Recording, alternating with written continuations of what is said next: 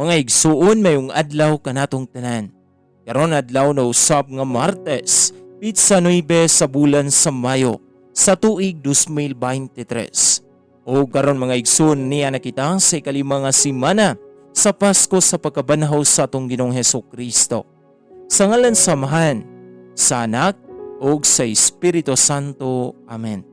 Ang Ebanghelyo kinutlo gikan sa basahon sumala ni San Juan. Kapitulo 14, versikulo 27 ngadto sa 31.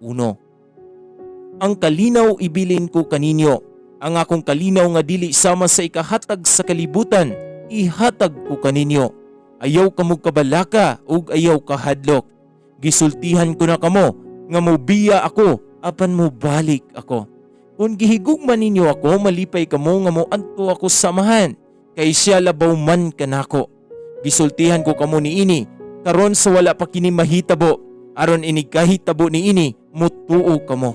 Dili na ako makigsulti kaninyo dugay, kay taliabot ang nagmando nining kalibutana. Wala siya'y gahom nga makabuntog kanako, apan kinahanglan nga mahibalo ang kalibutan, nga nahigugma ako sa Amahan. Busa gibuhat ko ang tanan nga iyang gisugo kanako. Tana, manglakaw na kita. Mga igsuon, ang Ebanghelyo sa Ginoo. Daygon ikaw, O Kristo.